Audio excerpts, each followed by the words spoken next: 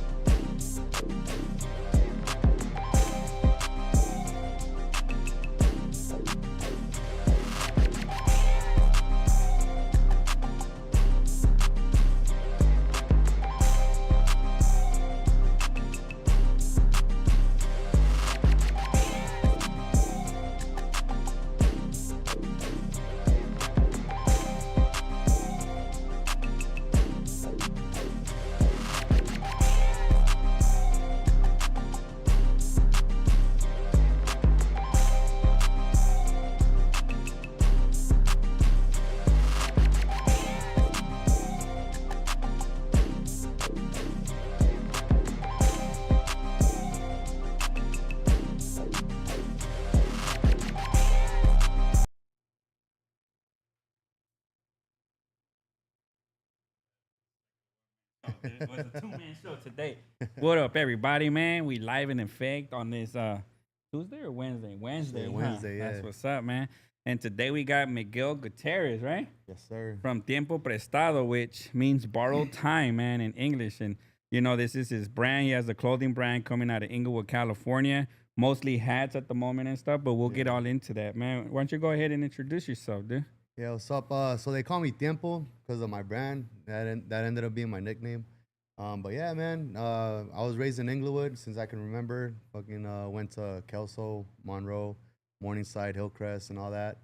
You know, so now I'm here, man, living the dream, I guess you could say. Living the dream, dude. That's trippy because you went to like I mentioned earlier, to all the schools I went to and shit, you know? And we never crossed paths, but you're like 15 years younger than me or something like that, right, man? You know? But yeah, bro, so why don't you tell us a little bit about like growing up in Inglewood, bro? How was that for you, man? Oh, man, so I grew up back in the 90s, right? Yeah, That shit was all fucking, I remember drive-bys, all that stuff. It was terrible, huh? In the 90s, yeah. So, yeah, man, one of my earliest stories when I was in kindergarten, got ran over by a car. Oh, sure, really? In kindergarten and shit? Kindergarten, bro, yeah. My mom. Was it a hit and run and shit? I don't remember, to be honest. I just remember my mom was picking me up from school. She didn't want to cross the street, so she made me cross the street. And yeah, man, sure enough, I ended up in the hospital. Shit, man. That was like my earliest visit that I could remember and shit.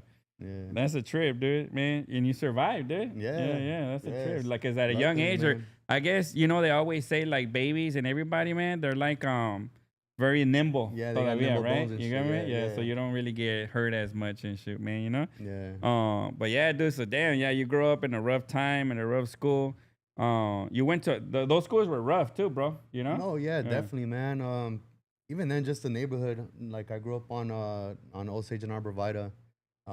And like I said, just drive-bys every other day during those times. You know, back in the days when kids used to play outside, you know, we used to play outside in the streets, riding bikes, skateboards, all that. And, you know, sure enough, as soon as those lights turned on, it was like every man for themselves. Yeah, and I remember also playing like sports, like we would make shit up, no? Yeah. Like baseball with sticks and shit, right? You give me no gloves, or like I remember I used to play hockey on rollerblades, street hockey. And we had a guy across the street named Doobie, dude. I don't know if he's still out there, but they used to do woodworking, so they would make hockey sticks for us and shit. Crazy. They would break because they wasn't like actual like real treated wood, but it worked for a while, bro, and we would have fun like that. And shit, it's funny you know? that you mentioned it too, man, because I remember that too. Like when I was younger, this was when I was staying over there on Kelso and Prairie. I got into street hockey. With rollerblades. Yeah, it's fun. It was one of the homies. Yeah, it was like something different, you know. Like usually we're stuck with like soccer or you know, like those sports and baseball. Yeah. But like street hockey was pretty fun too. Yeah, definitely, dude. Yeah, and I remember like always making stuff up, dude. Like for everything. Like I know me and my younger brother, when we were like in grade school, we used to like to jump from the roof with the trash bags, like thinking they were parachutes and shit. Yeah, you know, I remember doing like that we were just doing dumb shit, you know, like really, you know, like it was because you were outside, so you were out creative and shit, trying to kill the time before it was time to get home. I think one of the funnest ones was like Ding Dong Ditch too. Like, up and down the block. Yeah, for real. Damn. So yeah, that's the trip, dude. So ever since you were young and shit, growing up, dude, um, you were mentioning you had your stepdad and all that shit. Your mom, like, how Yeah. was it growing up with your parents, bro? Like they were, what kind of music were they bumping in the house and all that Shit, shit, man, it's dude? always the corridos, bro, like the Yeah. Salviera, Uh-huh. some Chalino, all that stuff. So I grew up around all that. That's mostly my background and why I do what I do with my brand now. But yeah, man, it's mariscos like every other day. That's why I love mariscos. Like my kids, they grow up eating mariscos too. Oh yeah. But yeah, so I have my dad, he's my stepdad, but I still call him my dad. It wasn't like the best upbringing, as many other people have like similar stories. But either way, like it kind of makes us who we are today. Like we take the good from the bad, and it's just like you get the final outcome when when you get older. Yeah, I mean that's how it is, bro. And then it's a trip because even though you grew up in an environment, you didn't become from a gang or anything like Yeah, that, bro. You get me? Like you tried your best and shit. yeah. And then you were saying that even though you were like a troublemaker, like what made you kind of change your path in a way, bro? So yeah, man. I mean, just like like I said, just living in that neighborhood, like where I was at, we would get into trouble sometimes. But then well, my mom passed away when I was 13, Mm. and that's kind of what changed my lane, right, of what I wanted to do. After she passed away, um, like one thing about my mom is like that she kind of made me the person who I am. So I give back a lot, and that's part of the reason why, because she always gave back to like the kids in the neighborhood. She would help out other families, and stuff like that. So I took that from her. And yeah, after she passed away, like I would say like about a year later, my stepdad kicked me out of the house. I left the house, Mm-hmm. and I was bouncing from house to house. So a couple of my homies that I met in middle school, they took me in. So I lived with them for a cool minute. And Like then with their moms and with their stuff like moms, that. They were cool and shit. yeah. Well, it wasn't cool at first, because at first it started like, oh, just after school hanging out, and then I would like find like go to my aunt. She used to stay in Los Angeles, so like it went from me staying there and then staying at my homie's house. So like it took a while, but the parents, just because again, the type of person I ended up becoming at such a young age was like giving back. I would always help, and Mm-hmm. whenever I would hang out with them, it's just like I would offer help, like, hey, do you need help cleaning this or help with that around Oh, the okay. house and Yeah, stuff? they So then they liked were you like, then and yeah, shit, dude. yeah, You were so like the son they never had and shit. exactly, yeah. Yeah. Yeah, so like I said, I bounced around from house to house. A couple of the homies, one in Inglewood and then another one in Los Angeles. And then I ended up living in Mexico for I think like about a year, because when I In ended your up, teen years también and yeah, in shit. my Yeah. teen years, so like Mm-hmm. around when I was like 15, I think it was like when I was 15, I ended up moving to Mexico with my aunt. Because I think around that time my grandma was sick, or something was happening in Mexico with like propiedades and stuff like that, and Yeah, I ended yeah. up living over there. So I was kind of raised in Mexico for like about a year, Oh at, shit. at an Yeah, early yeah. age. So I was kind of like indoctrinated Yeah. and stuff like that. And how was that for you, bro? Like growing up, um like first here, then in a different home, dude, like at a young age, no, and then having to go to Mexico and all that, like that's a big change, no? Yeah, I mean Mexico was really eye opening, bro. Like at that time, back in like what, Excuse me. and Mm-hmm. back in like 2005, I think it was. Um, I mean, I'm pretty sure it's way different now, just because of all the violence and all that stuff going on with like everything going on in Mexico. But like during that time, like when I was over there, I kind of liked it more than over here, to be honest, bro. Like Mm-hmm. everybody walking down the street would say hi. They would greet you like as if they knew you. Mm-hmm. Everybody would call me gringo, even though I'm not white, but Yeah, because they yeah. knew I was from over here. But Mm-hmm. it's like a more like family oriented. Like Mm-hmm. so it was like kind of like eye opening in a sense, where like over here, I feel like we're a little bit more distanced, even though like I mean, honestly, when's the last time you said hi to your neighbor type of thing? Yeah, yeah, Like for over sure. there, it's like they're coming over, buying you food, you're hanging out with them, and just Yeah. a whole different environment. Yeah, right here, bro. Like, there's times where weeks go by and I don't even see the neighbors Yeah, and shit, dude, exactly, bro. Yeah, And it's crazy because we're all in and out. So, yeah, but we just miss each other and shit. yeah.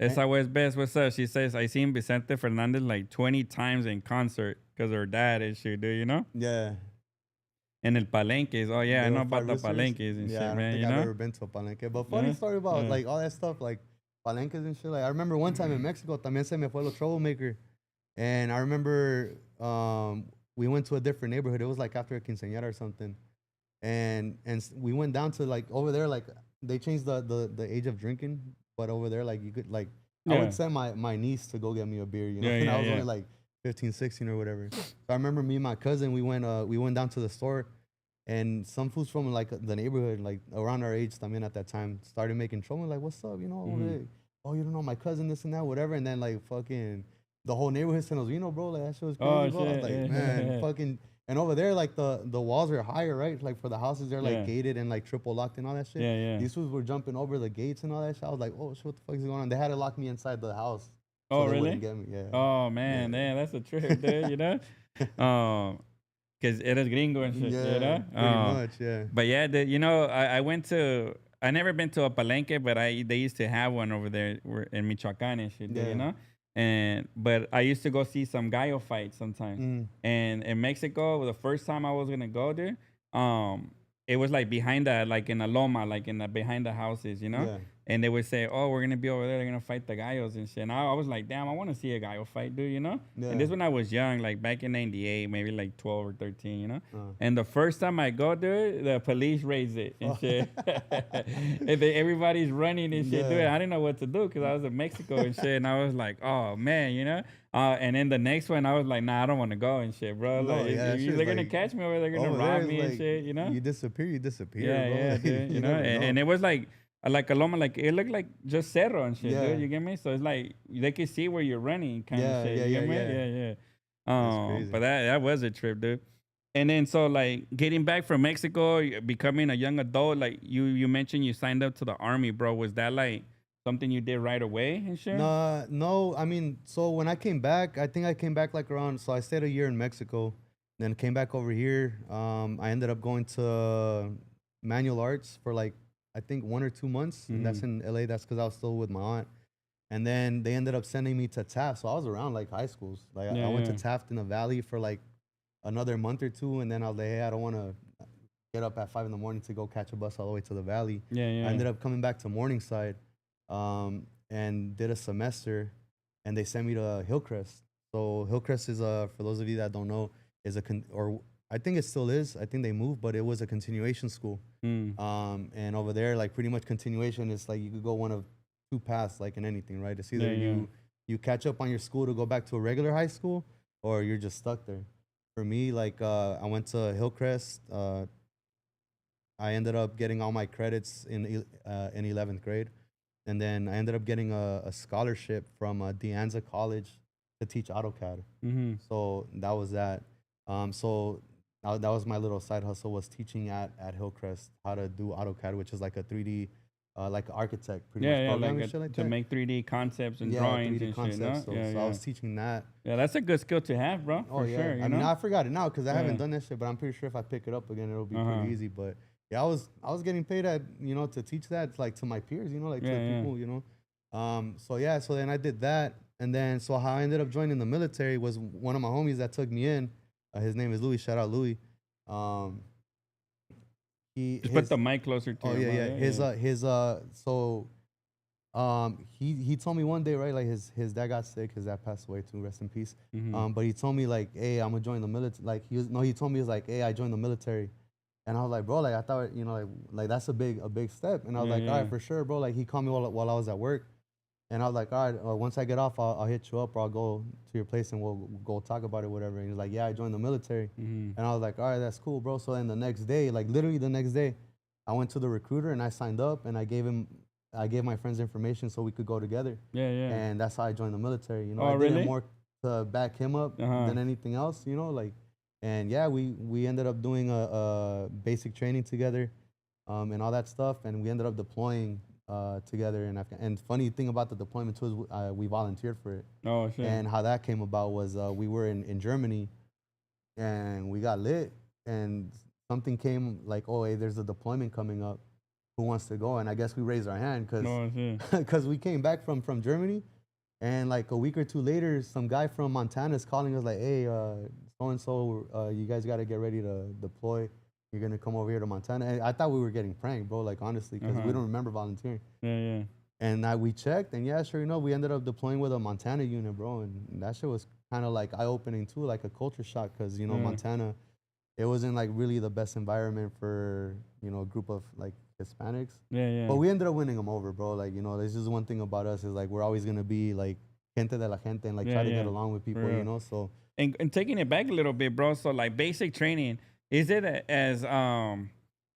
as gruesome as they say, bro? Like it's like 4 weeks or some shit. Nah, it's 9 weeks. But honestly, I mean, during that time it was still pretty tough. I remember we were still getting, I guess you could say, assaulted by our drill sergeants at that time. Mm-hmm. Yeah. So like now it's, I mean, I'm a former drill sergeant myself now, but I seen the changes. You know, like now it's more like relaxed and like the standards is more like about meeting numbers than it is actual like training and putting people out that's gonna be good to their units. Yeah. You know? So can like for example, because it's basically to whip you into shape, bro, right? Like to rule out the bad apples. Yeah. Basically, you know, like this fool can follow direction, he can work out, right? Like he'd be useful. This fool's a knucklehead and shit, and they kick you out, no? Or what are they doing? Well, not really. I mean, because usually, like, what it is, right, is like you got to keep in mind, it's like a bunch of, like, 17, 18-year-olds. They'll be like, this is front line right here. This fool's smart, so we're going to put him to clean the bullets and shit. I mean, with the Army, it's a little bit different because you get to pick your job before you go in, but basic training is all around, like, everybody's taught the same thing. Yeah. So after you graduate basic training, then you go to your job, your MOS school. It's called AIT. That's where you learn, like, for example, if you're going to be an engineer, they're going to train you how to be an engineer. If you're going to be a potato peeler, they're going to train you how to be a potato peeler. Pretty much, you know? Yeah. But I mean, basic training is pretty much like, you know, you start off like it's red, white, and blue phase. So red phase is like the hardest as far as like that's when they try to crush you, right? Like they try to take everything you learn from growing up and then try to militarize you.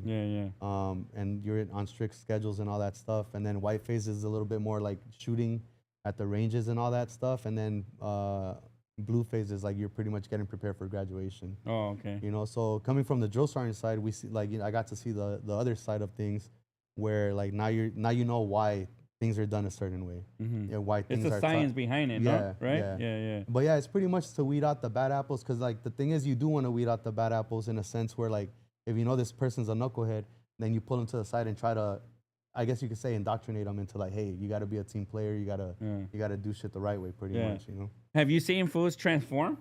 Like, what do you mean? Like being like from a fool that doesn't listen, knucklehead, to being like a fucking gentleman and shit, you know, basically. Yeah, I mean, I was one of them, to be honest, but like I'm a transformer right here. I was like, wait, transformer, what kind? Nah, but yeah, like you see it, like, and honestly, like from both sides, right? Like from being the person going through basic training and the drill sergeant side, you know, like just with everything, there's always cliques. So you have all these groups that hang out with each other and all that stuff. Like a high school. Yeah, like pretty much. Yeah. So you see that,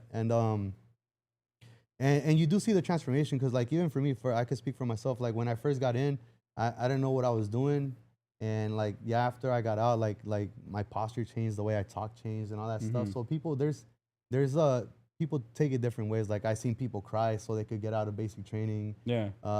At that point in time, 2009 was like the don't ask, don't tell, where like if you would say you're a certain, you know, sexual orientation, they would kick you out. And people would just say, hey, I'm this orientation, just so they could get kicked out because they couldn't put up with it. They couldn't. Oh, so they're like quitting and shit. Yeah, but I mean, like the way I saw it, bro, is so like, you can quit by crying and shit? Not anymore. Oh, like, now they'll just send you back and I would be like, over. You better cry them tears till you finish them 100 push-ups and shit. Yeah, but like the way that I approached it, at least, is like, I mean, I grew up from this background, right? Like grew up in this neighborhood, had this experience at an early age, you know, when my dad would beat the shit out of me like almost every day, you know.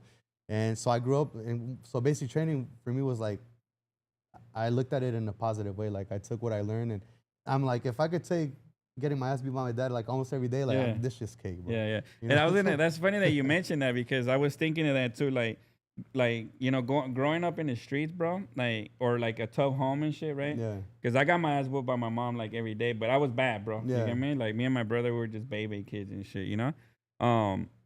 But it prepared me for the real world. Oh yeah, definitely. Right, like I went to go have a career, and when your boss is yelling at you, like if you know, some fools would get hurt, or like girls cry and shit. Yeah. You know? Excuse me.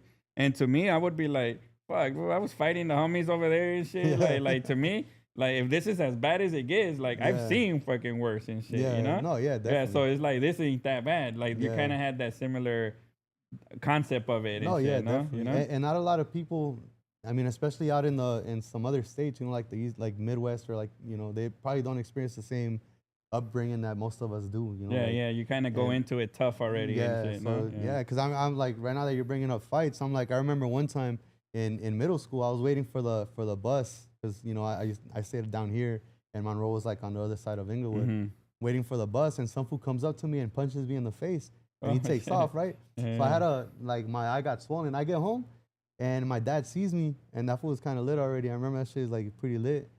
And he sees me and he's like, oh, like what the fuck happened to your face, this and that. Yeah. And I got my ass beat. I'm like, bro, like too. So then the next day I went back and I was like, all right, bro, I got my ass beat too. I'm like, five. Yeah. Damn, that's a trip, man. Yeah, you grow up tough, dude, for sure. So damn, graduating from basic training and all that, bro. And we're gonna get to your clothing brand, but this is kind of like what made like you and shit, bro. You get me? You got deployed to Afghanistan. You said no, that was your first deployment and shit. Yeah, that was my first deployment. So I think it was like less than a year into my actual like military career. Again, volunteered to deploy. Because when you signed up for 4 years automatically, or like they gave you an option of 1 year or 2 years. So I think they have different options, but like I just did the same contract that my friend did. So I think it was like a 4 and 2. So meaning that you're 4 years in the military and then you have 2 years where it's like you're technically still in, but you don't have to show up. I think it's called IRR. So like for example, if there was a war that broke out in those 2 years that you're technically not in, and they call you back up, then you would go like kind of like a reserve in a way and shit, but not. Well, it's how do you call it? It's kind of like not stop loss. I forgot the word for it, but yeah. But it's just like you're on hold. Like on standby, pretty standby, much. There you go. Yeah. Hey, so that's a trip, dude. See, I didn't know they had things like that, dude. And so then you got deployed. Damn, how is it being like a Mexican from Inglewood, bro? Like out in fucking Afghanistan and shit, bro. Well, I mean, I was a Mexican from Inglewood attached to a Montana unit. So all Güeros and shit. Yeah, mostly. Well, it was Güeros and Native Americans. Oh, okay. So that was pretty cool because it was. I always forget that. I always forget that there is say Native Americans out there too and shit, dude. It was funny too because it's like I mean, some of them they look just like us, you know. Yeah. And it's funny because like you could see, like I said, we had to win the Güeros over because I mean some people are just raised a certain way, right? Yeah. So I remember like the that's the essay over there. Yeah, low key. Yeah, so the natives were the ones that took us in, bro. Like it was a group of us that came out of California. I think it was like a total of 6 of us, and we're all Hispanic. Yeah. Well, it was one güero but he was still, I think it was like from Riverside. So that was still like a Miklo type of shit, you know? And so the natives, they took us in and like, hey, you're like pretty much one of us, you know, like fucking, you guys get drunk, this and that, and we chopped it up. And yeah, when we got to Afghanistan, we got separated into different areas of Afghanistan. I was in Bagram, and then I ended up going to Camp Phoenix, which is like in Kabul, the capital of Afghanistan. I forgot how it went. And it was like post the war, no? Or no, it was during. So the time that I was over there, it was like around the time that they got Osama bin Laden. Oh, really? Oh, okay. Damn. So I was out there during that time, and it got pretty hectic. Like for me, I didn't really see like up front, like, shots or anything like that, but we got hit by indirect fire, by mortars when I was in Kabul. It was like you could hear the shots right outside, like every night. Like ricocheting and shit, yeah. Yeah, so food from shooting from far away and shit, and the mortars for sure, no? No, yeah. They would try and get it and shit. Yeah, I remember one time when I was back in Bagram, there was a IDF, and that shit hit like, it was pretty close. Like it wasn't close to where like I could have gotten hit, but it was like close to where like saw it. Yeah. Oh man, that shit was pretty crazy, man. Yeah, that's a trip, dude. Yeah, like, and explosions are crazy. No, I've never seen an explosion, but I've seen a house fire. Yeah. And you feel the heat, no? Yeah, like, and the crazy, shockwave too, like the just shockwave, kind of like a mini earthquake type of thing. Oh man, yeah. You were like, fuck, I need to get home. Bro, and like, shit. hell yeah. I mean, during that time was like when my first daughter was born. She was actually born when I was over there. And I missed her birthday because back then you used to get 2 weeks leave, which was like every year and shit. Yeah, so like when you're deployed, you would get like for example, I was in Afghanistan and I got to come back home for 2 weeks. They called it R&R. So it's like rest and relaxation. And my flight kept on getting delayed. I was supposed to be there for my daughter's birth, but since we kept on getting hit, like it was Bagram Airfield, so there's like a mini LAX in the middle of the base. Oh, right. So all the flights that they went out of that airfield, and I remember like we would get hit by indirect fire, like mortars coming in, so they had to push back the flights. And I spent my daughter's my daughter's birthday is a day before mine. So I spent my daughter's birth and my birthday in Germany because the flights got delayed. So I got back the next day. You know, so it's like the ups and downs of the military. Oh, that's true. Yeah, that's a trip, man. You know, and then you get R&R and you go out to the city, or was it too dangerous to be like, oh, I'm gonna go to the city and explore? At that time, yeah, you couldn't. But like R&R is like pretty much you could pick wherever you wanted to go. So if you wanted to go to Dubai or wherever, it was pay like for a you to paid go trip. over there. Yeah, pretty much. Oh, that's dope, dude. Yeah, so instead of going I'm on sign up to the military and shit, dude. Is it too late? They got waivers, you know. Yeah. Damn, that's a trip, dude. And then you came back home safely. That's good, bro. You know, and then you got deployed again and shit. Yeah, so I deployed my second time in 2018 to Iraq. Did you volunteer that time too and shit? I think I did, to be honest. Most of my I just like doing shit, bro. Like sometimes it's like seeing something different. And do you get paid more for being deployed? Yeah, like a hazard pay or something? Yeah, so you get like a hazard pay, separation pay, and if you have a family, you get like it's like called BAH, so you get a basic housing allowance. So it's all like tied in, and that's funny too, like, cause so the Montana guys, right? Like they're like, oh yeah, this and that, but like we made more than them just based off of where we came from. Oh, okay, because you were deployed to Montana. Yeah, because like usually how it works is like your place of residence. Oh. So like for example, since I lived in Los Angeles or Inglewood, the cost of living in Inglewood is higher than Montana. So like just like my separation pay in BAH was like more than some people's paychecks and shit. So I was stacking up. Yeah, hey, that's the way it works though. Yeah. I would, if I was from Montana, I'd move to LA and then sign up and shit, dude, you know? But damn, so yeah, that's good. You make good money. So the military does take care of its people and shit, bro. Right? In a way, yeah, man. In a sense it does. Sometimes it doesn't. Like it just depends. Like, you know, I've seen like shit where like they don't like, I don't know like what it is about like certain like or like about myself, but people gravitate towards me. Like there's people that like, you know, I don't know if I can say the word, but the chop suey where they want to inflict harm on themselves and shit. Oh, okay, yeah. And they would come to me to talk, and I'm like, bro, like I'm nobody, bro, like, but like, I guess like you know. So sometimes, you know, like your leadership, just with anything else, like in any company, any workplace or any situation, like sometimes you have good leadership and you have bad leadership, or like sometimes it's like people that are there for you, and if you call them in the middle of the night, like, hey, I'm going through this, like they'll answer. Yeah. And sometimes you don't have it, you know. But I mean, as far as the benefits, you know, if you know how to fill out the forms and all that stuff, like it's good benefits. Oh, that's what's up, bro. Yeah. Because you always hear the opposite, like in the news, no? Like, oh, like they don't take care. The VA sucks. And, yeah, you know, I mean the wait times for that is shit. I waited for an MRI for like 6 months. But it's free though. Yeah, it's free, but like just the wait time. Yeah, the wait time sucks. Then no, you just gotta don't be real sick and shit. Yeah, you know? yeah. Hey, and I guess the last question I have on that, dude, cause I'm a curious person, bro. You know, is it like, do you encounter a lot of racism in general just because you're Hispanic, Like I've heard of people like, for example, you know, when you jump out of airplanes, right? It's like you raise a class, right? Like it's like you get another class, no? Well, yeah, I don't know you if get it works another like that, right? Like a badge of honor or like something, no? You get like your jump wings and stuff like that. Yeah, right. So and like if you propel down a helicopter, like it's like elevating yourself, not like promoting. No, it's not. Right? It's not necessarily. It adds to your promotion, but it's not necessarily a promotion. It's just like building your resume in the military. Oh yeah. So like the more schools you have, the more accomplishments, awards that you have, the easier it'll be for someone to be like, hey, this guy's promote ahead peers pretty much. You know, like this guy's like gonna make a good leader, and you know, so that's kind of like what that helps. But as far as like the whole racism, I feel like that's just with anywhere, to be honest. Like I said, that's why I used the Montana as an example. They were like, oh, like giving us the shit jobs, the shit schedules, like all that stuff. But then like we were the ones out working them, bro. Like literally, like me and the other homies that came out of California, we were like, if we had a, like, let's say package, like, I guess you could say package orders, right?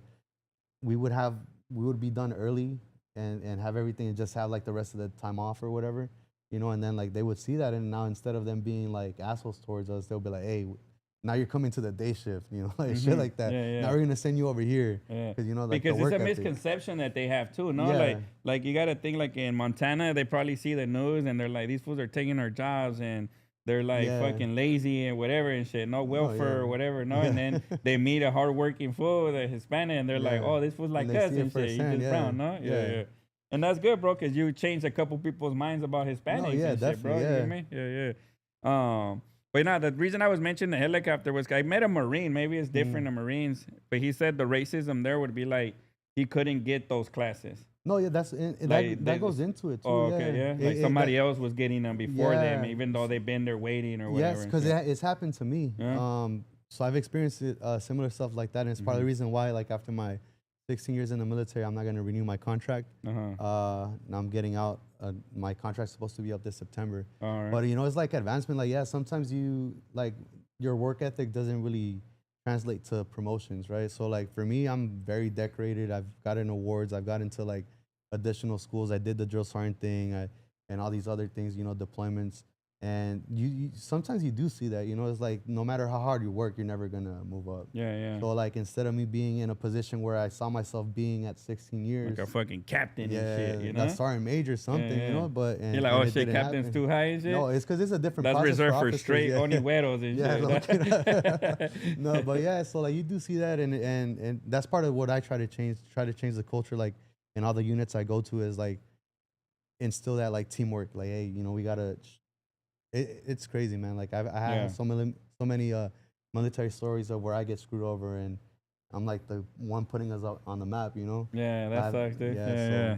And you gotta just suck it up because there's nothing you can do, you know. Exactly, like, And then it's a trip because do you see a lot of like military families, bro? Like generational shit, like fools that have been, because a lot of these guys that are like high up, their dad and their granddad, like they were like in the military, no? Like they feel a little bit more entitled, maybe. So you do see that, and yeah, like especially with the generational ones, they do kind of get that sense of entitlement, bro, because they're like, oh, I remember one time as a drill sergeant, my grandpa died in World War II. He was he was like, oh my dad's a captain for the something battalion, like a ranger battalion. And then, like, this guy couldn't shoot for shit. Like, he couldn't, like, it was during range week and he couldn't shoot. Made that fool cry. Just his like, daddy didn't love him and shit, bro. You know, so I'm like, hey, you know, like, that shit is, like, it doesn't really transfer. But yeah, now you do see that, like, and it does create opportunities for people to move up just because of, like, hey, my dad or mom or my for sure, uncle, right? grandpa. It's like the world. It's like the real world, no? It's like, it depends on who you know. I've worked in companies, bro, where the kids were working in the company. And they were dumb as a rock sometimes, bro. You get me? It's different scenarios.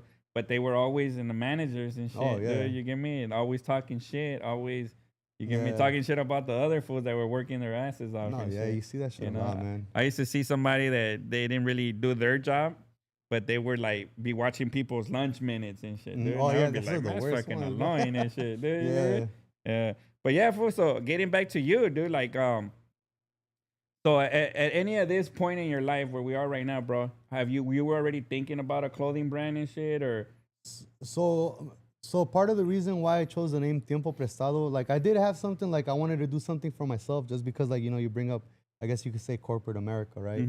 And I feel like, you know, we get held back so much by working these. I mean, there's nothing wrong with a 9 to 5. There's nothing wrong with working, providing for your family. But I feel like a lot of times, you know, it does hold us back because, again, when you try to move up levels, it's harder for us to move up. Yeah.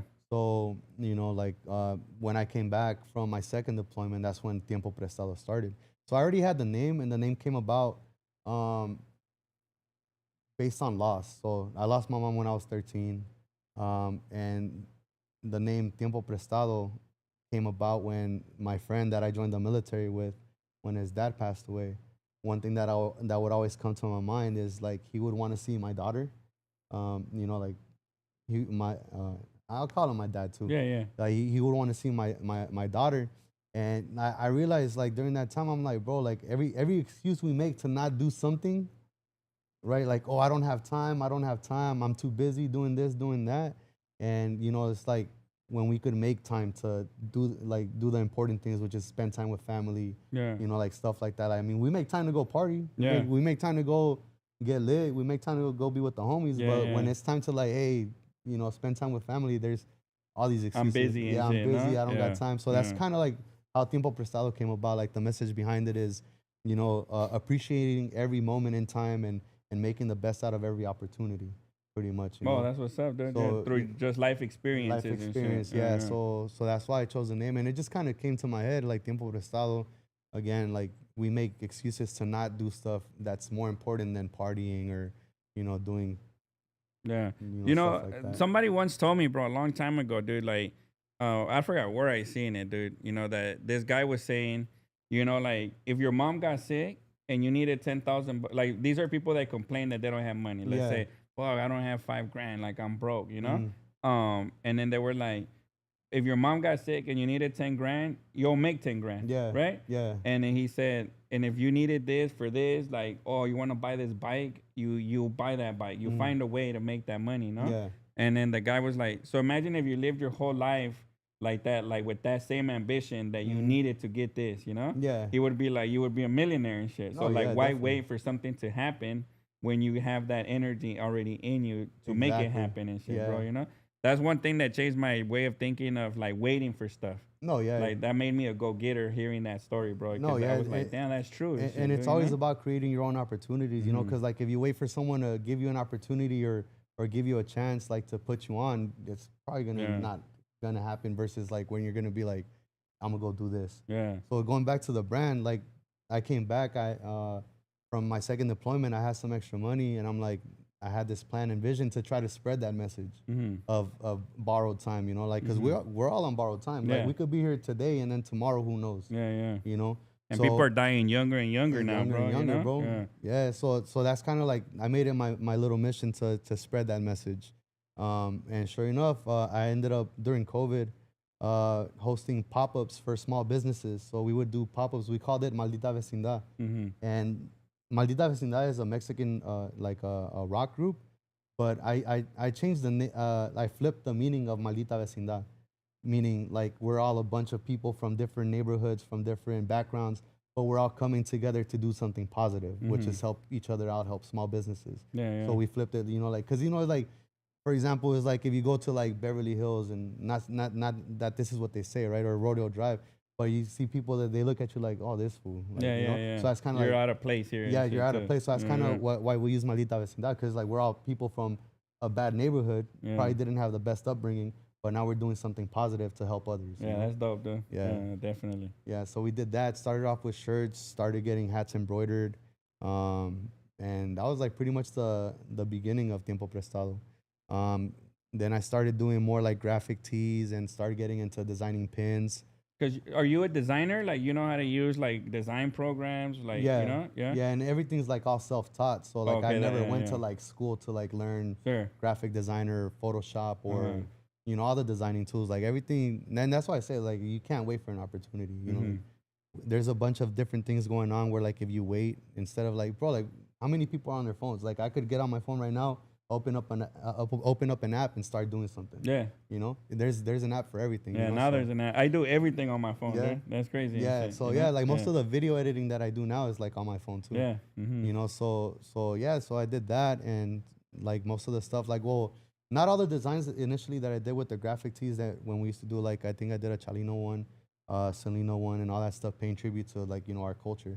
My homie German, he was the one that really like showed me how to. Well, he didn't show me. I learned from him just by seeing him do it. You know, and then he would be the one that shoots the photo shoots, the videos, and all that stuff. So I learned from him just by seeing him do that. You know, and I'm like, cause like my thing is too, like, you know, going into like the brand and some of the videos that we do, they're kind of like little mini movies. You know, like we try to tell the story of, like, for example, the hats, like through the video. So. And the reason I started doing that is because I saw like bigger companies, how they did their promos for their hats, and I'm like, bro, like this is pretty dope. And then like you do the research, and like these fools are recording on their like $10,000 cameras and all the editing that. And I'm like, bro, like most of our videos we did it on our phones. Yeah. Like we shot the videos on the phones and then we edited it, and it still looked dope. Yeah. Because my mentality was like, if they could do it, I could do it. Yeah. You know, because anybody could do it, like really, if you try to do it. Yeah, it's just having the idea and the ambition, no? Yeah. Oh, that's what's up, dude. So then you were doing your own clothing brand, and then you got into hats and shit. Yeah, so I got into designing hats. So first I started with pins. Like I did a bunch of pins. Like I have a 45 on my hat. Yeah, I just got that one too, man. I got this one right here too. Exclusive gold right there. Yeah, so I did I started doing pins because I'm like, in order to design hats with stores that have new era contracts, it still is pretty hard to start designing, you know, because they already have their designers, they already have the people they work with. So it's like, you know, why are they gonna bring someone else into it? Yeah. So the way I got into it is like I reached out to a store that started doing kind of like pre-orders, I guess you could say, where like before you'll pay the store X amount of money that it costs to get the hats in to get made, and then we would sell them. So the reason I got into designing hats is because during that time there wasn't a lot of representation of our culture. You would see like hats inspired by like Snoop Dogg, Tupac, Mac Miller, like real famous people, like real famous people, but all hip hop, all like, you know. And I'm not gonna say I was the first one because I wasn't. I know there was like some Vicente Fernandez inspired hats out there. But I wanted to get into it to like tell my story behind the hats. So like my first hat that I did was Motivos del Alma, Vicente Fernandez Dodgers. And if you guys look up the album cover, it was like a gray and blue hat. And so I ended up doing a hat like that. And I paid for it out of pocket. It was kind of hard to move at first because nobody knew me. You know, so I started doing that, and I started like most of my hats that I designed at first, like the new era hats, I paid out of pocket. There's people that like we call them pre-orders because let's say I show you the design and I'm like, hey, this hat's gonna get here in 3 months. Do you want to buy one right now? And if you're like, yeah, okay, then you pay your money and that's it. You know, so I did half and half, right? Like where I would have like 20 people pay for the hat and then 20 more hats that I would have to sell when they get here. Because people don't want to wait. They don't want to give money up front and wait 3 months. You know. So I did that, and then you know I would bring that to stores. I'm like, hey, this is what I've done. This pretty much built my own resume. Like these are the hats that I've done. They're all inspired by Mexican culture, Mexican artists, and I got the opportunity to design with some stores like Pro Image Fox Hills. They were one of the first ones that gave me the opportunity to design a hat. And the first hat that I dropped with a store, which was Pro Image Fox Hills, was an Inglewood inspired hat. It was a minor league team, but it has an eye with a feather, and it looks like the logo that Inglewood High School uses. Oh, okay. So it was like a black and green hat. Like the Monarch and shit? No, the Inglewood High School. Yeah, it was like it was a green, green and black hat, and it hit. I mean, it was this. So this hat dropped on a Tuesday afternoon, and it sold out like pretty much the same day. Oh, the same day. And like for me, and they're like $44.99 or $34.99, like $49.99. Yeah. So and for me, it was unheard of because like like most of the hat drops, for those of you guys that follow hats, most of the hats they drop on a Saturday or Sunday because people would line up. Like you would have like 300 people lining up for a hat. You know. So I got a Tuesday slot, and I was like, all right, I'll make the best of it. You know, like. And yeah, people are at work and people are at work, bro. Like the people were calling the store, like, "Hey, put one to the side," and that to me felt good because I'm like, I'm able to do something that represents where I grew up. Yeah, you know, like and people like it. People, and shit. Bro, it's to this day, man. Every time that we have a pop up with Pro Image Fox Hills, they bring out the Inglewood hats and people want them. You know, so that's pretty good, bro. And that's cool. And then you pay for these hats, and then you sell them to the store. So now with the stores that I work with, they pretty much like they get them at a certain price, and they sell them for the retail price. Which they is just like pay you for the design and shit. I just do it for the art, bro. So I'm one of those people that I tell the stores like I don't need to get paid. I just like telling my story through the hats. Oh, I know there's people. Yeah, I know there's like designers that do get paid. For me, I just do it just because I like. You make a brand for yourself like that, dude. You know, And eventually good things will come, no? No, yeah, definitely. And I think the other thing too, bro, is like, that you got a lot of people wearing your shit, no? Yeah, for sure. One thing I noticed too, dude, was like, so now it makes sense to me because like now I go to these stores, right? And I told you I like hats and shit, bro, you know? You can't tell because I always wear the West Factory one and shit, you know? But now I have like different ones, dude, you know? And when I go to the stores, sometimes I start seeing hats now that don't fit that brand, right? Like I seen the Rams with the smear and shit, dude, you get me? Or the Inglewood upside down that normally the Rams wouldn't do, right? So that must come from a designer outsource and shit, no? So most of the a custom hat would be like something like I'm wearing right now, right? Like just like a custom hat. Yeah, with the sarape. That's not a traditional like colorway, right? Like because usually the teams it would be like a Dodger blue hat with a black under. That's like the on-fields. And then you have all the custom hats, which is like anything that doesn't fit the parameters of like the traditional colorways. Yeah, exactly. You can tell now. There's more of those options now, dude, you know? So like every store, like all the Pro Images, there's like a Pro Image in Fox Hills. The Pro Image and Del Amo, they just started their custom program back up. But there's a bunch of stores, and it's like right now the hat game is kind of like the sneaker game in a sense, where like you have hats that are reselling for like $500. And I'm like, that's kind of wild. Like to me personally, I wouldn't pay. I don't like paying resale. So I'd rather just either pass on it, or if I could get another hat, you know, then I'll just get another hat. But it's crazy. Yeah, I man. hate buying resale, and I hate waiting in line, dude. Yeah. You get me? Like to me, it's like time is money and shit. Oh yeah, definitely. And then overspending is like, you know. Yeah. So sometimes I try and buy stuff when it's gonna come out. Yeah. You know, like online and shit. You know. Yeah. And that's one thing that like the hat community, they kind of shifted towards, is like either doing online drops versus in store only. And pre-orders, so people like the hats are more accessible to people that want it. You know, so because then that's like almost like concert tickets these days, bro. Like shoes and everything. People are buying all this shit up and reselling it, dude. So like the actual fans are not getting it. Exactly. You know? And that's one thing I noticed, bro. And that's why, like for me, I'm very outspoken in the hat community, because it's not that I hate resellers, right? Like fuck the resellers and shit. Fuck them. No, it's like, I mean, I respect people's hustle. You know, like they gotta make money. Yeah, you gotta make money, bro. But it's like what you just said right now. It's like it takes away from the people that actually want to wear these things. Yeah. You know, like now they gotta pay $200-$300 for a hat, where they could have just paid. I mean, $50-$60 for a hat already is like too high. It's a lot, It's a lot, especially nowadays with all the tariffs and all the the economy.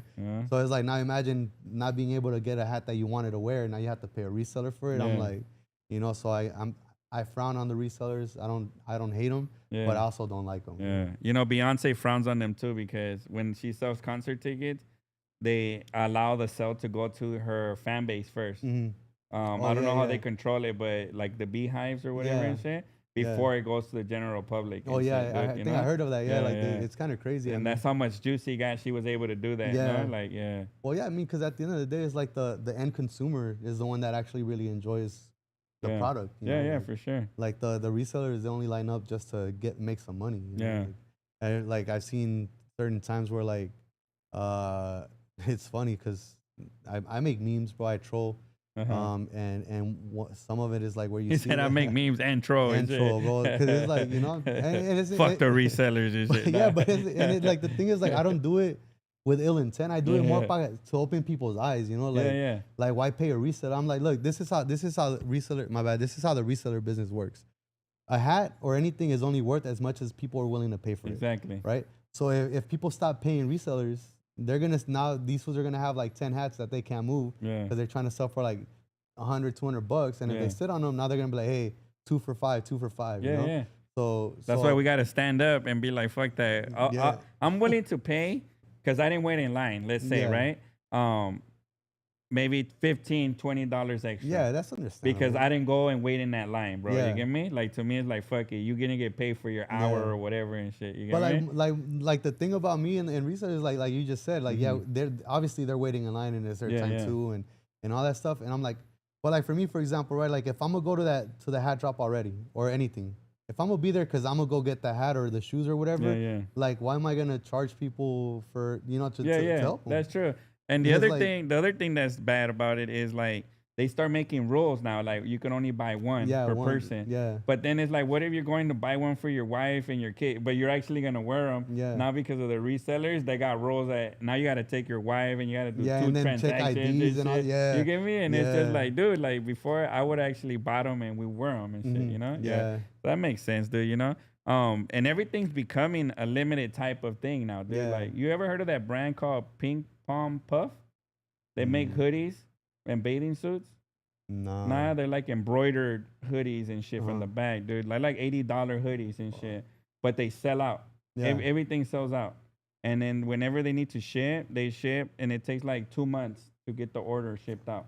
That's not a sellout thing, bro. Yeah. Because I seen it's funny, like you bring that up, guys. I seen like all sorts of things, like even like with my own brand and just like stuff. It's like I read, I forgot who said something, but it said something along the lines where like you create that fear of missing out, so people want your product more. Yeah. So it's like for me, it's like, for example, if a shirt is gonna take 2 months to ship out, then it's not really limited. It's like they only made if 200 orders came in to like a pre-order, but without saying it. Without saying it, and I noticed that a lot, bro. Like you would see, I forgot who did that just recently. It was a big brand. It's all too. a big scheme and shit. It is, bro. Just to make more money on a hoodie. I forgot who, bro, but I think like it was a big brand. I forgot who did it, but they were like, oh, we're gonna, or like even like the Yeezy one, right? Like where the shoes that he did, they were like, oh, $20, right? But then it took like 6 months for me to get the shoes. So it's like I think they only manufacture the orders that come in. Yeah. You know? Oh, I see what you mean. Versus like if I say, hey, there's only 100 of these shirts and that's it. First come, first serve. They're not made and shit. Yeah, and that are we're made. Not gonna, and we're not gonna make them anymore. And then you ship out the next day. Yeah, that would be dope as fuck. You know. And I think people want stuff faster too. Yeah, you know? yeah, definitely. Yeah. And then so what's the next move for you, bro? Right now, you know. Right now, I'm focusing more on shooting content, bro. Like shooting videos for businesses. Right now, we just had an event a couple weeks ago. It was a back to school event where I linked up with the businesses by my house. It was so shout out La Costa Mariscos, Lua Cafe, Dapper's Barbershop, and Bonnie Market is right there off of La Brea and Spruce. If you guys want to go check them out, we linked together and we gave backpacks and school supplies and food and there's also Healing Los Angeles. There was a nonprofit that they donated grocery bags. So they donated I think like 100 or 200 grocery bags. Yeah. Like bags full of groceries and shit. Oh, that's dope, dude. So I'm trying to focus more on trying to give back to the community right now, bro. Like whether it's like helping small businesses with content, shooting pictures for them, trying to link together with other businesses to give back to the community. Oh, okay. Yeah. So you're gonna focus on that, like community work and shit, kind of basically, and content, basically. Yeah. Are you gonna make more hats and shit like that, or? Yeah, I mean, I got some hats. That's like your passion, no? Yeah, like telling the stories behind hats. But yeah, I got more hats on the way. With like this store in Chicago, Berdeen's. They're a pretty big store when it comes to hats. And I got some more with another store in New York.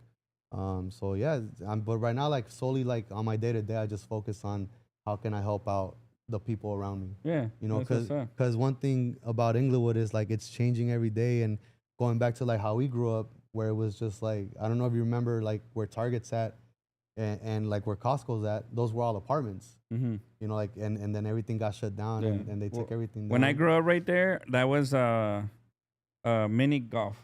Oh, okay. Miniature golf. All right. Yeah, I remember. And they had like in the corner, and we would go play miniature golf, and it would end almost where like. I want to say like the on Century, I forgot what would start, like Crenshaw or something, dude, you know? Yeah. And then they had like Hollywood Park, and then the racetrack. Yeah, the racetrack. That was like our go-to too. You know, like when you go to Darby Park, remember in the back you can see the horses. Yeah, the horses shit, practicing you know? and training. Yeah. Yeah. So I remember all that. Remember it was home base. Before the Costco and all that, that was a long time ago. And shit. I remember home base was like the lows of the day and shit. Yeah. But yeah, I mean, I grew up right there a long time ago. Actually, I lived all over Inglewood, bro. I went to Jefferson Elementary for a while and shit. I lived by the Viva Market. I don't know if you remember Viva right there by Arbavita and La Brea and shit. It was a Viva by the Foster's Freeze and shit. Yeah. I used to live right behind that Foster Freeze and shit, you know? Yeah. But they raided my house a long time ago because my uncle, everybody in my family, they've been up to no good. Yeah. Some of my uncles and my pops and everything, dude, you know? So I remember they raided my house, and then they ended up kicking us out and shit, you know? Shit. Yeah. And, but I lived there through the riots on the Viva, so I seen like, everybody jacking the market. I seen the National Guard roll up and start beating the shit out of everybody in the parking lot and shit. And this was when I was like in the second grade or something like that, dude, you know? Yeah. So I was looking, I was just seeing everybody running with grocery carts and shit, dude, you know? That's crazy, man. Yeah, it was a crazy thing to experience for sure, man, you know? Saca la bolsita. Oh, that's the homie, Saca. Yeah. He said, keep the pesos, LOL. It's the principal, and after interest rates, it's not $2.01. It's in the chat. That's the homie. Shout out Saca la Bolsita, bro. Oh, that's like what's up, man. One of the fools that believed in the brand since the beginning, you know. He's one of the homies that he also designs hats, and he had like showed you the Perico, the Santa one. Yeah. So he's that was a collab with him too, you know. Oh, so I mean, you could attest, more like we've been putting in work trying to help others, you know, like especially in the pin and hat community. Yeah. But like now I'm trying to focus more on the actual community. Right? Yeah. Because it's like my thing is like just with anything, there's always drama everywhere, and I'm like, always, bro. Yeah, and I'm like, I'd rather focus my energy into the actual community. Yeah. Because you have the hat community. Yeah, you make friends and enemies and whatever. That's what I was gonna ask you. Do you see a lot of hate, like from other hat makers and shit? Yeah. Like All hater the time, stuff, bro. Yeah. like people starting to block you and shit. Not yeah, to a certain extent. I mean, I had my fair share of hat drama, but like for me, like I mentioned earlier, I don't. To me, if it's like lifeblood or limb, like yeah, I'm ready to fight for it. For sure. But if it's material shit, like I don't care about it, bro. Like I've had my share where it's like, oh, this hat looks like that, or you copy this or that, and people crying over hats. I'm like, bro, you're crying over hats when we got like immigration going on, bro. Like some real life shit. Yeah, some real life shit, and you're over here crying about hats, bro. Yeah. Like and like to each their own. Like I don't like, not to get into politics. I'm like, but like when it's time to stand up, you got to stand up, bro. Yeah, like, for whether sure. it's like posting like resources or whatever. Like I'm not telling people how to use their social media, but if you got like any sort of to platform, create awareness and just shit, exactly, or inspire others too, no? Yeah. Because the thing right now, dude, is a lot of people are not aware. Like even even though we're seeing that on the local news here, they weren't putting that shit on the national news, bro. Yeah, you get me? And the thing about national news is they only pick and choose what they want to put out. And it's like the bad shit. Like, yeah, look, this is the immigrant they kicked out, but this fool was a drunk and shit or whatever, no? Yeah, but they don't show the lady that was pregnant and getting booted and shit. Yeah. And that's the thing, because I think like just a couple days ago, there was like an ice raid at the car wash on Century. And I'm like, they don't put that shit on the news. Yeah. So I'm like, and I'm like, if it wouldn't have been for social media, I wouldn't. It wouldn't be out there. Yeah. It wouldn't be out there. Sure. So like, it's like people could use their social media platforms how they want. Some people use it in a negative way to bash others. Yeah. Like I said, I troll, but I try to do it to open people's eyes. Like I'm not gonna troll and be like, oh, you piece of crap, like whatever. I'm gonna troll like on events that happen in certain situations to be like how stupid it is to be mad about. Yeah. Certain things, right? That don't really matter. You put crying over hats, men. And recently, bro, like in everything, there's hate. Like for example, recently, we had a show going on in Oregon, bro. Where this is our second music show that we're throwing, and we put a lot of money into the show, bro. You gotta pay for artists, hotels, and all that, to go over there, and everything's planned out. And just yesterday, bro, the venue calls us and tells us that at first he said a police department called the other police department. But as you're talking to him, se le salió that he's like another promoter called the police department and said that our show was too G'd up, bro, and too gangster, and that there was gonna be problems. And we're be getting love from the whole city, bro. You get me? All the lineup has been from the city there, So they called the police and they said that, and the city went to the venue and took the permits away from them because our show was gonna be outside. So they revoked their sound permit and their the alcohol sale permit that are temporary. You file for an event, and they basically took that shit from them. And they're like, and they said, hey, and if you throw the event and we catch you, you're gonna be charged with like a misdemeanor because we're warning you and shit, whatever, They basically threatened the guy, bro, And the guy, he's a businessman. He's like, I don't want no trouble or whatever and shit. So he tells us, but I'm like, dude, another promoter. Just imagine, we're the only show that got canceled in that lineup. He has other shows. It's only our show that got canceled. There's other Hispanics. I think Capone's doing it. And none of their shows are getting canceled, bro. It was just ours and shit. And that's crazy because like instead of working together to make something even bigger. Yeah, exactly. You get me? Like that, and that's part of the reason why, like I said, I don't really take this hat, like all the drama stuff, seriously, because it's like instead of uplifting each other, right? Like whether my hat is like exactly the same colorway as another one, like, hey, let's help each other out, and then the next time let's go do this or whatever. But it's like it's like easier to bring people down versus seeing, like, who knows, like this shit might be better than the other one or something, like now they try to stop the motion. Yeah, for sure, man. And that's what comes out, bro. And then to us, we're a small business, so we get hit like the hotel cost, the rental car, like it's like 2 days before the show. I mean, we're supposed to leave Friday, so I'm like trying to call and cancel shit, and it sucks because we're not rich, bro. You get me? If we were rich, we'd shine it off. And even now we shine it off because we're just like, to me, it's like, oh, they see us, bro. Yeah. And that's why they fucking with us and shit. Yeah, and it's good publicity too, like now it could be something where like, oh, I wonder why they got canceled or like the show got canceled. And now that could bring like marketing, bro. For sure. That's what we spend it to, bro. They're like, they trying to stop the real folks and shit, and we gonna keep going through it, man. For sure.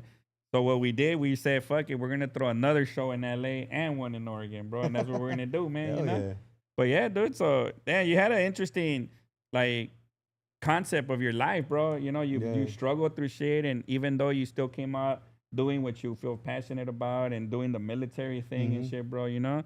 And you know, so like you have your plans of what you plan on doing with the community now and giving back yourself, bro, you know? So that's dope, man, you know? Why don't you tell everybody where they can follow you, bro, you know? Yeah, so my Instagram, all my social media handles are Tiempo_Prestado. TikTok, Instagram, I think Threads, YouTube, all that stuff too. You know, so those are all my social media platforms. If you guys are small businesses, like clothing brands, if you guys need help with videos, photo shoots, just send me a DM. If I have the time and I'm free, like I'll be more than happy to help out, you know. Oh, that's dope. Yeah, for sure, man. And you know, that's crazy because there's a lot of people looking for photography and video and shit, bro. And they're expensive and shit too, man, you know? You know, like, what's something you would tell somebody, bro? Like, because there's a lot of clothing brands popping up right now, right? You know? Like, what's something you would tell to a youngster fool that's trying, I say fool, my bad, but, you know, like, that's trying to start their own shit, you know? I mean, honestly, bro, I would say, like, just take that first step, you know? Like, even if it fails the first time, you know, just, it's really important to surround yourself around people that are going to help, you know? But it's always about taking that first step, because if you never take that first step, then nothing's ever going to happen. Either you're going to learn from where you messed up or why it didn't work, or you might never know. It could work the first time. Yeah, don't be scared to lose. Yeah, don't be scared to lose. Yeah, and they can always, you know, reach out to people. You know, like there's people that could help out. It's a good thing you say that, bro. And I don't want to cut you off, but that's one thing Raza is bad at, bro. Yeah. And at least Raza I grew up with, like, they never want to ask for help, bro. It's like, it's that pride, bro. You get me? Yeah, like, I want to do it myself because I want everybody to know I did it and shit. And if we really ask for help, somebody's been through that shit. Somebody's done it, you know? Yeah, and even like with me, like I started by myself. I asked two of my homies, like I said, German and Javi. German was the one that helped out with photo shoots and video. And Javi was just for moral inspiration support, and shit. moral support, you know, we'll say. No, but they were like a huge reason of why we're here, you know. You know, like I took care of more of the marketing stuff, like ideas. Like if I say, hey, I have this idea for a video, we'll get together and put ideas on how to make that vision come true, you know. But yeah, like one thing I will say though is like there's these people that always complain about everything and never do anything to move ahead. Yeah, those are the people you want to stay away from, you know. Yeah, they're like, toxic, bro. Yeah, because if you hang around the people that say like, oh, I wish I could do this, but I can't because I don't have money and shit. Yeah, you know, like, bro, figure out a way to do it, you know, the right way, right, and don't do something. And I'm gonna tell you a little thing, dude. I have a homie, bro, and you know he's gonna talk shit for me bringing this up, but he always tells me I had that idea. Yeah, there's always those. You get me? Yeah. And I always be like, fool, you know how many fools had an idea to make an iPhone? Bro. And only one person did that shit, you know? Yeah. And now it's Samsung, it's these fools and Google, right? But everybody has ideas, dude. You get me? And it doesn't take money to execute. It's just you gotta go and do it. Exactly. You know, that's what separates the winners from the people that don't do shit, basically. No, yeah, for sure. I've experienced that side too. I'm like, where I've had ideas of like certain topics to, you know, like where I had an idea to make a segment for hats, like behind the design, pretty much. Oh, that's dope. And some other dude did it, and I'm like, bro, that was my idea. Was my. I'm like, dude, I had to show receipts. I'm like, look, I did the name, this and that, this date, but it's like if you have any idea, it's not gonna come true if you don't do it, or if you don't try doing it. Because like now that happened, and like now I'm that guy like, oh, you copied this guy. Like, nah, bro. Like, here's the like the whole breakdown of the show, this and that, and you know, like it is what it is, bro. Like, but for me, it's a trip. Oh, go ahead. No, yeah, but like for me, I'm always gonna be that. If I'm cool with you, like I'll promote your shit and this and that. But there's always those people that don't have the best intentions towards other people, and I'm like, you can mess me with those, bro. Yeah, for real, dude. Because I already got enough reasons not to do this shit. I don't need one more and shit. You know? Yeah, that's a trip to me too, dude.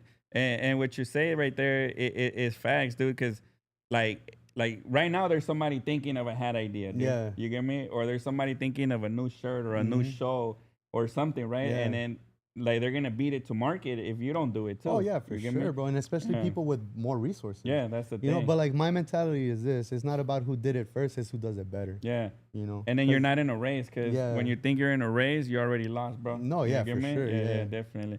I used to work at this job, dude. Yeah, you gotta manifest your dreams for sure, Yeah, Lisa. exactly. You know, Yeah. Lisa always got some wisdom tips, bro. Oh, You for know, she sure. always like lays it out too. Yeah. But I worked at this job, bro, where this guy he would tell me the owner of the company, he was a Jewish guy, but he had got the business from his dad, and the business has been successful for 45 years, 47 now, bro. You know, after I quit, I worked for him for like 15 years, bro. You know, he as a kid, he took me in under his wing, from a warehouse worker to a product manager, bro, basically. And he showed me everything how to run a business, bro, Yeah. like how to do like math for like profits and losses, and Yeah. he showed me how to run a business, bro, basically, you know, for free.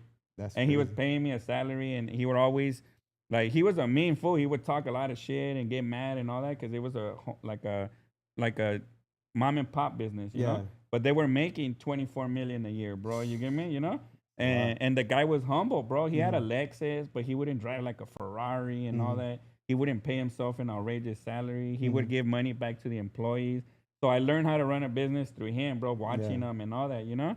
And one thing he always said, we got to be first to market and speed to market. He was like, you got to find out how to be the first one, or if you're not the first one, how to get it fast and shit, you know? And not only that, but like if you're not the first, like how to make your market better. Yeah, like, for sure. It's like, and that's what I'm saying. Like it goes into my stuff too. Is like where I would see a lot of people promote their hats just by taking pictures of the hat in their hand, and I'm like, bro, like if you're trying to sell something, you gotta sell the vision altogether, right? Like where like if you see people, this is just another LA hat. Yeah, it's another LA hat. Like, but like for me, like I said, I'm one of the few that like by himself, well not by myself with my two homies. Yeah. But I'm saying by myself because I didn't have the resources that like big stores like let's say Hat Club or Pro Image they got a or photography Lids or, department. Yeah, and they shit, have like you know? a whole marketing department, you know. And shout out to all of them for doing what for they sure, do. Yeah. But it's like for me, I'm like, dude, how can I recreate this with this? Yeah. You know, like with a phone. Sure, you know, bro, like the homie German has marketing experience, like where he does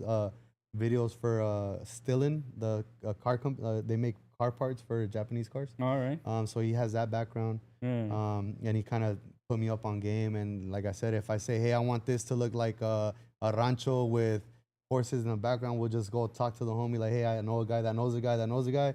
Get the rancho, and then we'll start shooting and, you know, make it look like a high-end product at the end, you know. So like marketing is like where it's at, you know. Yeah, that is dope, man, you know.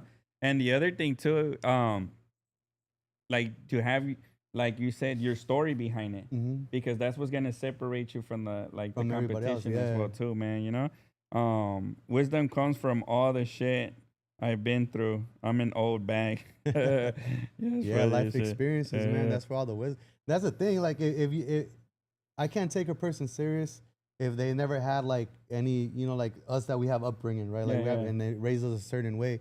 And I'm like, I can't take a person serious if they haven't had any like real life experience. Yeah, for sure. You know, they could have came from a rich family and whatever. I can't take that person really serious if they haven't.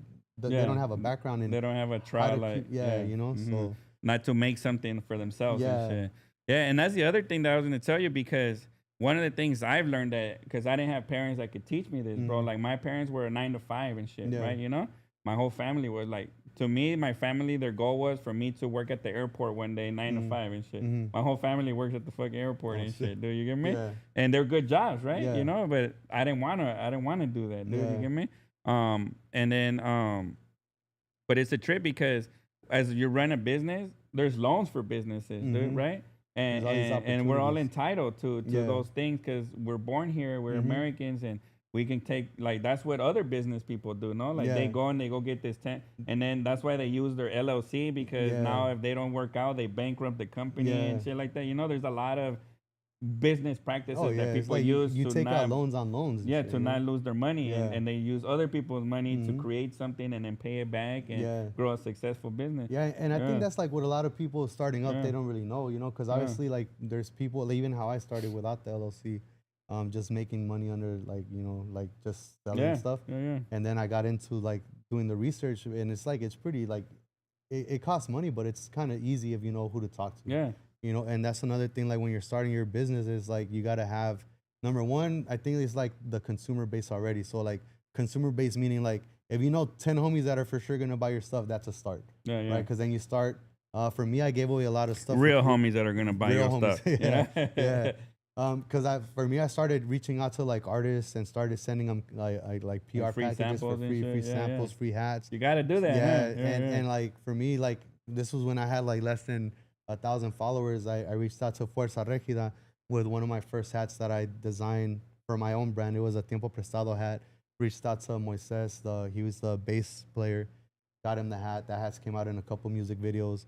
And you know, you always got to shoot your shot. So if you're trying to network, it's just reaching the people that you're trying to reach. So like if the lead singer is not gonna answer, then go to the backup singer, go to the instruments, go to the manager, go to the person that cooked them food that day, something, you know, like and try and get in. And it's all about creating your own opportunities. You know, like for me, I don't get why some people get mad because of opportunities. I'm like, for me, I've never been given an opportunity. Yeah, I've always made my opportunities. Exactly. You know, and that's the clear difference between the person. Like, for example, a given opportunity is me saying, "Hey, I'm gonna put you on game with me, like, and start your shit with me." Creating your own opportunity, saying, "Hey, I'm gonna do this."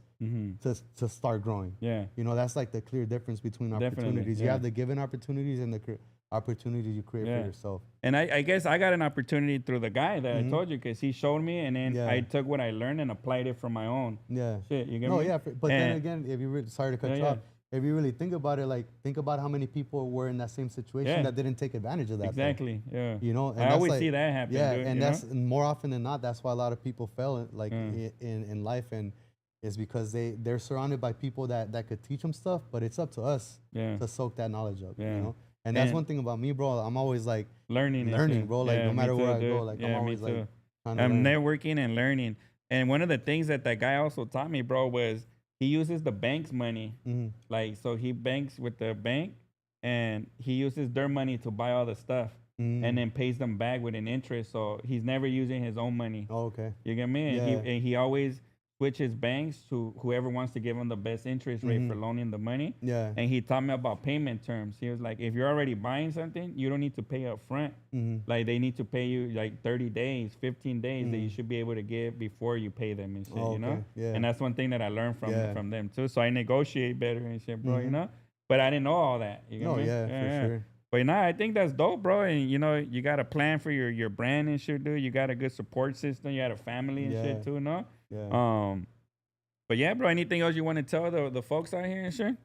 No, I mean, I think like the most positive thing I could say, bro, is just, you know, don't get stuck in those 9 to 5s. I mean, like I said, they're good to maintain stability in your life, but if you really want to do something that's gonna push you out even more, whether it's not even about getting fame or getting known, but like if you want your own flexibility to work your own schedules, to do your own things, is, you know, start a business, you know. There's a guy doing bow ties out there, bro. Yeah. And that's all he does is different bow ties and shit. Made $1 million already. See? You know? And that was my idea first, though. I know, right? You know? Shit. You know, so I don't even know how to do a bow tie and shit, dude, you know? Yeah, I mean, there's always money to be made, bro. And like I said, is if you have an idea and you don't know how to execute, just reach out to somebody that's probably already executed an idea and learn from them, you know? Because like for me, like I said, I worked those 9 to 5s and I was hardly ever home. Didn't get time to spend time with the kids, with the family. And, you know, part of the reason I did my stuff is to, number one, spread the message, but number two, give me flexibility of being able to do these other things that I actually want to do, like dope, bro. Shoot videos, create content, not being an influencer, but like actually doing stuff that's going to benefit not only myself, but all these other businesses that I want to work with. Definitely. You know? And teach them and shit teach too. them, yeah. Shout out Diven Negüero, man. Appreciate you stopping by, bro. He's at work right now. He be clocking in that OT too, man, you know? And shout out to everybody that stopped by today. If you're new, make sure you hit that subscribe. If you're on, make sure you hit that like. And, you know, if you're watching after this, make sure you drop a comment, man, and, you know, let's get this podcast. So that was a great story, bro. Honestly, I appreciate you making time to come out here and shit, bro, you know? But yeah, bro, like, meanwhile, just tell them something. I'm going to go and end this podcast. But basically, appreciate everybody that stopped by, man. You know, do you have a website where you sell your own clothing or not yet? I do, but it's not active. I don't sell my clothing. I haven't done clothing in a cool minute, but I'm going to start doing it. Yeah. So I work with stores. But yeah, man, once I have that up, just stay tuned. Turn on notifications. Follow me on IG. That's where I post most of the time. So yeah, man, make sure you tap in and stay tuned with what he's coming up with, man, you know? And for sure, you already know with us, man, we got these things going on. We're going to have a new music show on November 8th, man, you know, in Long Beach, California. More details to come. And our new show in Oregon just got delayed until from August 30th to November 29th, man. But we're not gonna kick it out. We're gonna definitely do it. Sickness, you already know you're gonna try and get a slot in LA, man, right? Long Beach, bro. You know, Sickness is an artist too, bro, that does music out of Huntington Beach, man. Cool cat, you know. And make sure you visit our website, man, the www.westfactoryshop.com. We got some new shit on there, man. We got the mystery packs, $100 mystery pack, and you're gonna get over $200 worth of merch, some exclusive stuff, man. That's not even released. Sometimes it could be some autograph merch, whatever you think. It's just gonna be a mystery pack. You'll be surprised and amazed. I promise you that. And we got the pre-orders on our varsity jackets, members only. Only 100 jackets are gonna be made. So make sure you drop it if you want that. We got up to like 3XL, I think. So make sure you hit the website or hit us on the DM if you're trying to get one of those pre-orders, man. Other than that, I appreciate y'all, everybody that stopped by. Tomorrow's Tap In Thursdays. So make sure you tune in tomorrow at 6 p.m. We will have some new artists, some new music to put out for you guys. Some new music videos and shit. So make sure you guys stay tapped in, stay tuned, man. We got a lot of good shit coming out. But yeah, let them know something. Yeah, man. Like I said, like he said, in the military. I mean, there's plenty, but I'm gonna leave it with this, man. Just remember, we're all on borrowed time. Make the best of every moment in your life, because tomorrow's never promised. And thanks to everybody that stopped by the podcast, man. Appreciate you guys. And yeah, man, stay up.